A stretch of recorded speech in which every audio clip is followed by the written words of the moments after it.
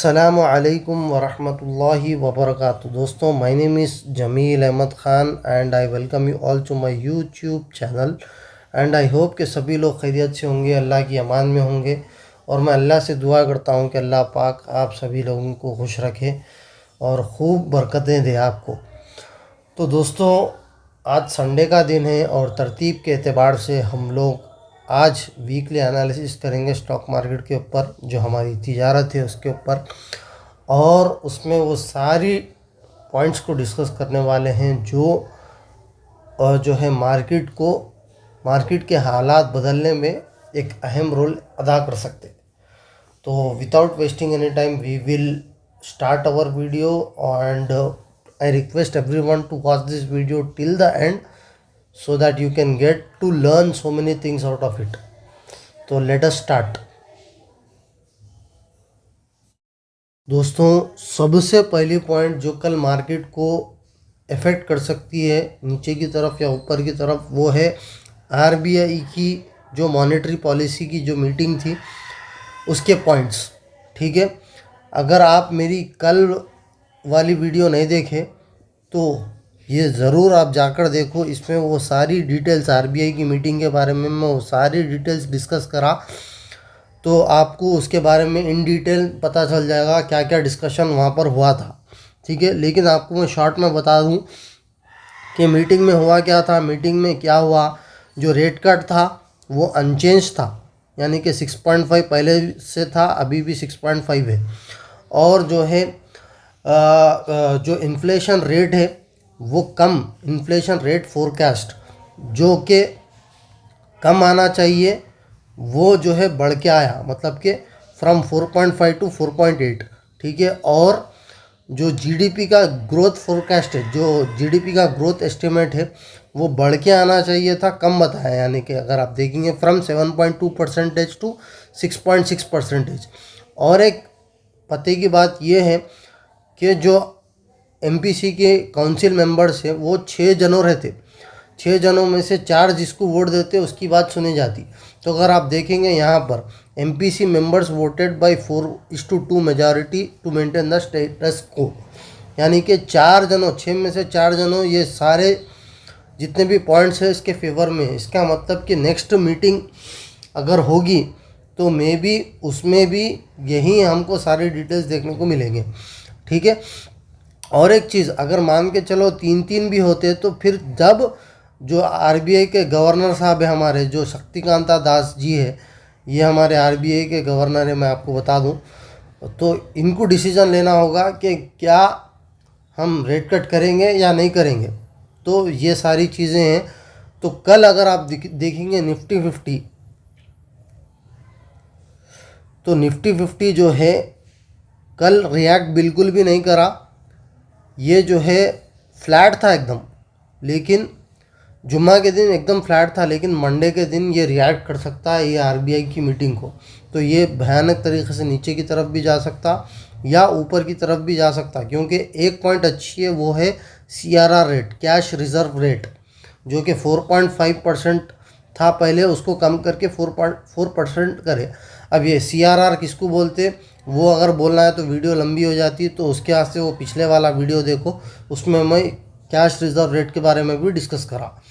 ठीक है, तो ये एक पहली पॉइंट है, आरबीआई की मीटिंग की वजह से मार्केट ट्रिगर कर सकती। जो अहम पॉइंट है वो है, हमको देखना चाहिए बड़े लोग क्या क्या कर रहे, बड़े मछलियाँ क्या कर रहे। तो अगर आप एफआईआई डीआईआई का डेटा देखो तो कल 6 दिसंबर को 1830 करोड़ की बिकवाली फिर एफआईआई ने की। तकरीबन 3, 4, 5 दिसंबर को अच्छा खासा माल एफआईआई ने ख़रीदा, तो उसके बरअक्स, ठीक है, डीआईआई ने माल बेचा, लेकिन बनिस्बत एफआईआई के डीआईआई ने कम माल बेचा। और जब जो है एफआईआई माल बेच रहा है तो डीआईआई ख़रीद रहा है, तो इनके बीच में जो है लेन देन आपस में अच्छा चल रहा। अगर आप कंपेयर करेंगे monthly wise, if you see monthly wise, तो ये मंथली डेटा है। तो अगर आप सितंबर में देखेंगे तो सितंबर में अच्छी खासी खरीदी दोनों की साइड से आई। उसके बाद अक्टूबर में 1,14,000 करोड़ का माल एफआईआई ने बेचा। उसी सिमत में 1,07,000 करोड़ का DIA ने माल खरीदा।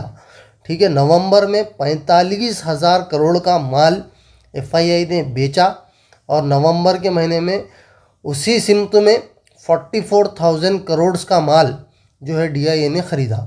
अब अगर आप दिसंबर की बात करेंगे तो ये एक बेहतरीन खबर है, पॉजिटिव खबर है हमारे लिए कि FII ने अब तक कुल मिला के 1200 करोड़ लगभग का माल ख़रीदा और उसी साल DIA ने भी 1700 करोड़ का माल ख़रीदा। तो दोस्तों होता क्या है दोस्तों, जब भी दोनों मिलके बाइंग करते, FII और DIA दोनों भी मिलके बाइंग करते, तब एक तेज़ी आने के इम्कान थे। ठीक है, तो यहाँ पर अगर आप दिसंबर का महीना देखेंगे तो दिसंबर में दोनों भी ग्रीन में है, FII भी ग्रीन में है, DIA भी ग्रीन में है। तो ये एक बहुत अच्छी खबर हमारे लिए हो सकती है, एक पॉजिटिव खबर हमारे लिए हो सकती है। लेकिन अब FII जो है, अब अगर डेली डेटा अगर आप देखेंगे तो एक साथ नहीं खरीदते उन लोग, एक साथ जो है अब हमेशा आपको ग्रीन नहीं दिखता, कुछ ग्रीन कुछ रेड, कुछ ग्रीन कुछ रेड, कुछ ग्रीन। अब देखो यहाँ पर 3 बैक टू बैक ग्रीन थे, अब उसके बाद एक रेड आया। इसका मतलब FII जो है माल खरीदते बेचते, अब इन लोगों के ट्रांजैक्शंस बीच में होते रहते। तो अच्छी खबर ये है, जब भी FII हमारे लिए ये है कि जब भी FII बेच रहा तो DIA ख़रीद रहा, जिसकी वजह से मार्केट में एक स्टेबिलिटी रहती। अगर आप देखेंगे निफ्टी 50 कल भी, ठीक है, आई थिंक इसी की वजह से जो है एक, अगर आप कल की जो 6 दिसंबर को हुआ था, एक बेहतरीन बिकवाली आई, फिर साथ ही साथ फिर मार्केट उठ गया। तो इसका मतलब ये है कि एक तरफ FII ने माल को बेचा और साथ ही साथ DIA आ गया उसको उठाने के वास्ते। इसी वजह से जो है गिर के तकरीबन 150 पॉइंट मार्केट गिरा, फिर ऊपर की तरफ आ गया। तो ये खासियत है हमारे DIA को भी कम मत समझो। DIA का मतलब जितने भी जो म्यूचुअल फंड्स का पैसा है, जितने भी जो डोमेस्टिक इन्वेस्टर्स है, जितने भी जो इंस्टीट्यूशनल इन्वेस्टर्स है, वो सारों का पैसा जो है DIA में रहता। उसमें बड़े बड़े मंत्रियाँ रहते, गवर्नमेंट के मुलाजिमत के लोग रहते, एडमिनिस्ट्रेटिव डिपार्टमेंट के लोग रहते, बड़े बड़े अहदों पे जितने भी लोग रहते, उनका पैसा DIA पूरा मिला के DIA मैनेज करता। तो हमारे जो इंटरनल डोमेस्टिक इन्वेस्टर्स की जो ताकत है वो मामूली नहीं है दोस्तों। अगर हमारे मुल्क में अगर FII हमारा दामन छोड़ भी दे, हमारा साथ छोड़ भी दे, तो हमको कोई फ़र्क नहीं पड़ता। हमारे पास इतना पैसा है अल्लाह के फजलो करम से कि हम सेल्फ हमारी मार्केट को ड्राइव कर सकते। अगर आप वही दूसरी जो कंट्रियों के स्टॉक मार्केटां देख लो, तो उनको जो है दूसरों का पैसा होना बहुत ज़रूरी है। अगर दूसरे मुल्क के इन्वेस्टर्स नहीं आए तो स्टॉक मार्केट एक दिन में 2% 3% क्रैश करते वो नीचे की तरफ चले जाती। तो ये हमारे मुल्क की ताकत है, हमारे मुल्क में इतनी लिक्विडिटी है, हमारे मुल्क में इतना पैसा है कि हम सेल्फ आत्मनिर्भर जो बोलते वो सेल्फ हम मार्केट को उठा सकते। 3 पॉइंट, और ये एक अहम पॉइंट है, वो है फेड की मीटिंग, FOMC की फेडरल ओपन मार्केट कमेटी, उसकी मीटिंग ये महीने में 17-18 को होने वाली है। ये 2024 का कैलेंडर है FOMC मीटिंग का, और यहाँ पर अगर आप देखेंगे 17-18 को इसकी मीटिंग होने वाली है और इसके तैयारियाँ अभी से चालू हो जाते। अगर वो बंदे जिसको फेड की मीटिंग क्या है, किसको बोलते, ये कैसा इम्पैक्ट करती मार्केट में, ना सिर्फ हमारे मार्केट बल्कि ग्लोबली कैसा इम्पैक्ट करती, वो अगर जानना है तो आपको प्लीज़ ये वाली वीडियो देखना होगा। इसमें मैं वो सारी चीज़ें डिस्कस करा, ठीक है। ये वाली वीडियो इंशाल्लाह ताला उसको मैं आई बटन में भी दे दूँगा, उसको जाकर आप प्लीज़ देखो।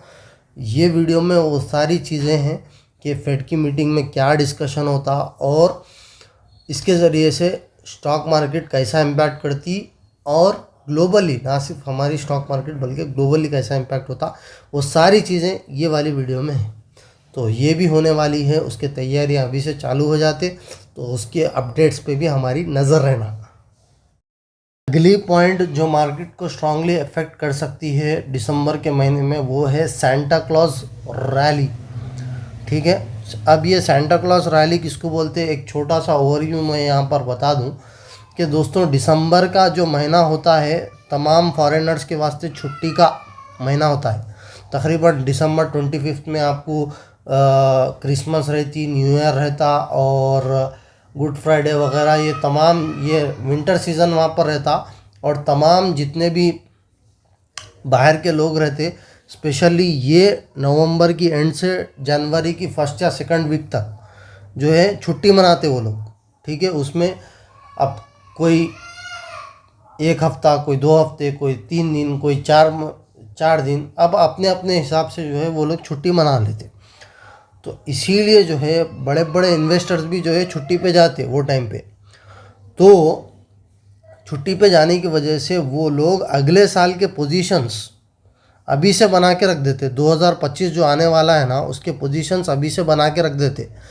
जो जो मान के चलो किसी स्टॉक में उनको निकलना है तो इसी महीने में वो लोग निकलते हैं, और किसी स्टॉक में उनको एंट्री मारनी होती है बल्क में, तो वो लोग इसी महीने में एंट्री मारते हैं 2025 का व्यू लेकर।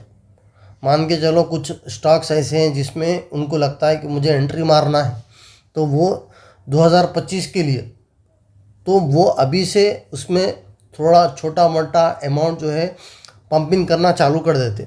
और मान के चलो कुछ स्टॉक्स में से उनको निकलना है या प्रॉफिट बुक करना है, तो कुछ धीरे धीरे से वो लोग जो है खाली करते रहते अपना अकाउंट उस स्टॉक में से। ठीक है, अपना हिस्सा उस स्टॉक में से, जिसकी वजह से स्टॉक मार्केट में एक स्ट्रॉन्ग अपवर्ड मूव या एक स्ट्रॉन्ग डाउनवर्ड मूव आता हुआ हमको नज़र आ सकता है। यह दिसंबर 20 से जनवरी 15 के बीच में ये कभी भी हो सकता। और अगर आप दिसंबर के जितने भी चार्ट्स उठा के देख लो, 2024 के, 2023 के, अब कोविड था, कोविड के टाइम पे नको देखो, तो आपको ये चीज़ देखने को मिलती कि एक स्ट्रॉन्ग अप मूव आता या स्ट्रॉन्ग डाउन मूव आता। तो डाउनवर्ड मूव आ रहा, इसका मतलब ये है कि लोग उस स्टॉक में से खाली हो रहे, और maybe after some days they might enter again. ठीक है, और they have chosen another stock. ठीक है, उसी तरह अगर अपवर्ड मूव आ रहा तो मे बी तमाम जो जितने भी इन्वेस्टर्स हैं उसमें एंट्री मार रहे, जिसकी वजह से मार्केट ऊपर को जा रही। तो इस रैली को सेंटा क्लॉज रैली बोलते, स्टॉक मार्केट की ज़बान में सेंटा क्लॉज रैली बोलते। तो इसके वास्ते भी हमको तैयार रहना है। अगर मान के चलो मार्केट नीचे की तरफ जा रही तो हम शॉर्ट पे बैठेंगे, और मान के चलो मार्केट ऊपर को जा रही तो हम लेके माल ख़रीद के जो है प्रॉफिट कमाएंगे। ठीक है, तो ये चीज़ हमको ट्रैक करना बहुत ज़रूरी है। ये कोई भी नहीं बोलता दोस्तों, क्योंकि तकरीबन लोगों को ये चीज़ नहीं मालूम, लेकिन मैं मेरे व्यूअर्स को ये बता रहा हूँ।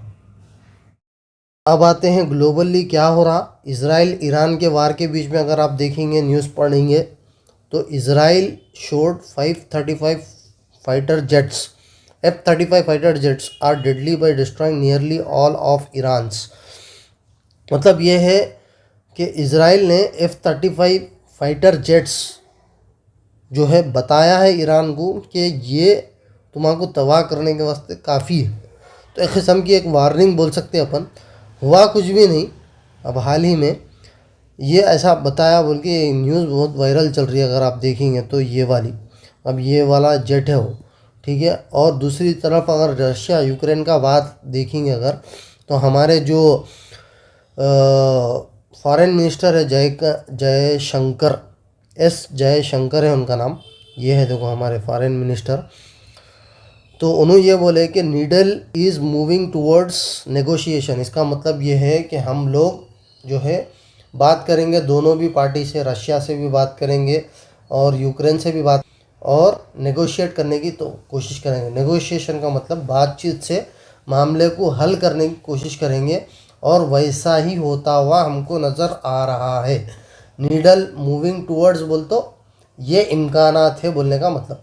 ठीक है, अगली चीज़ ये है, थोड़ा अगर हम पीछे की तरफ आएंगे तो यहाँ पर जो रशिया यूक्रेन के वॉर जो अपडेट है, अभी 1017 दिन से ये जंग चल रही है, 1017 दिन से ये जंग चल रही है। और जो है यहाँ पर अगर आप देखेंगे तो छोटे मोटे अटैक हो रहे। Russian attack on the southern city of Zaporizhzhia killed at least 10 people and wounded 24 on Friday, मतलब कि 10 मारे गए, 24 ज़ख्मी है। तो छोटे मोटे जो वार स्ट्रीट्स के जो लड़ाइयाँ हैं वो अभी भी जारी है रशिया यूक्रेन में, ये बोलना चाह रहा हूँ। अब वो बातचीत से नाटो बोला कि नाटो भी बात करेंगे बोल रहा, इंडिया भी बात करेंगे बोल रहा। तो हालात हमको जो है साजगार नज़र आते दिख रहे हैं। और दूसरी चीज़ अगर आप देखेंगे, क्रूड ऑयल के प्राइसेस भी माशाल्लाह से हमको घटते हुए नज़र आ रहे हैं। और एक मुश्किल की बात यह है कि डॉलर रुपये का जो इंडेक्स है वो ऐसा लगता है कि मे बी ये दिसंबर का महीना ख़त्म होते होते ये 85 रुपीज़ को टच कर जाएगा।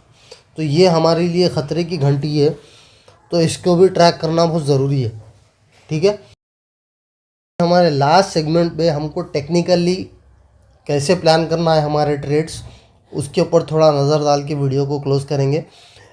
कि अगर आप देखेंगे ये पिछले 3 दिन से एक स्ट्रॉन्ग अप मूव हमको दिखा, और माशाल्लाह से अल्लाह का करम ये हुआ कि इसने 4 ईएमएस की वीडियोस भी आ जाएंगी इंशाल्लाह ताला। मेरे चैनल पे बना रहा हूँ, शूट जारी है उसका, बना दूंगा, शूट करके डाल दूंगा। तो 4 भी ईएमएस अगर आप देखेंगे उसके ऊपर चल रही मार्केट माशाल्लाह से। ये डेली चार्ट है।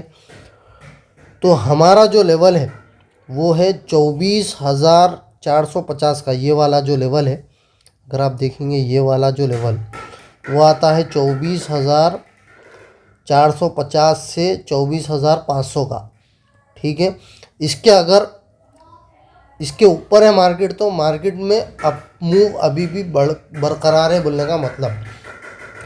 और अगर ये लेवल टूटता है 24,450 से 24,500 का, ये अगर लेवल टूटता है तो बोल सकते हैं कि मार्केट ने अपना डायरेक्शन चेंज किया है और यहाँ से मार्केट जो है नीचे की तरफ जा रही है। तो अब इसका मतलब ये है कि जब तक मार्केट 24,450 से 24,500 या 550 भी बोल सकते हैं आप, इसके दरमियान है, इसके ऊपर चल रही मार्केट, तो हमारे लिए बहुत अच्छी खबर है। और यहाँ से मार्केट जो है ऊपर को जाएगी। और यहाँ से मैं रिकमेंड करूँगा कि एक फ्रेश बाइंग आप सोच सकते, और 25,000 भी जा सकती मार्केट, 26,000 भी जा सकती। ठीक है, अगर 24,500 का जो लेवल है जो ये रोज़ तोड़ती है, तो हम जो है हमारे जो होल्डिंग का माल है उसको बेचेंगे। अगर प्रॉफिट में है तो उसको बेच के निकल जाएंगे और फ्रेश एंट्री नीचे की तरफ ख़रीदेंगे। या अगर आप लॉस में चल रहे हो, होल्डिंग में है मगर लॉस में हो, तो आप शॉर्ट करके 1% या 2% कमा सकते हो। शॉर्ट सेलिंग अगर आपको नहीं आती तो प्लीज़ अल्लाह के वास्ते शॉर्ट सेलिंग की वीडियो देखो। मेरी प्लेलिस्ट है शॉर्ट सेलिंग के करके हलाल तरीक़े से। उसमें 2 तरीक़े होते हैं, एक हलाल तरीक़ा होता है, एक हराम तरीक़ा होता है। अगर आप हराम तरीक़े से करेंगे तो आपके पैसे पूरे हराम हो जाते। अगर आप हलाल तरीक़े से करेंगे तो इंशाल्लाह ताला आपको फ़ायदा होता। आपका पैसा अगर नीचे भी जा रहा, होल्डिंग माइनस में भी है, तो उसके ज़रिए से भी आप कमा सकते। प्लेलिस्ट है 15-16 वीडियोस है प्लेलिस्ट में, उसमें और साथ ही साथ एक्सप्लेनेशन है कैसा करता हूँ मैं, क्या कराता हूँ, जिसकी वजह से 1% 2% जो है कमाई होती।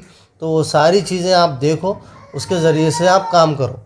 तो लास्ट में वीडियो को समराइज़ कर लेंगे हम।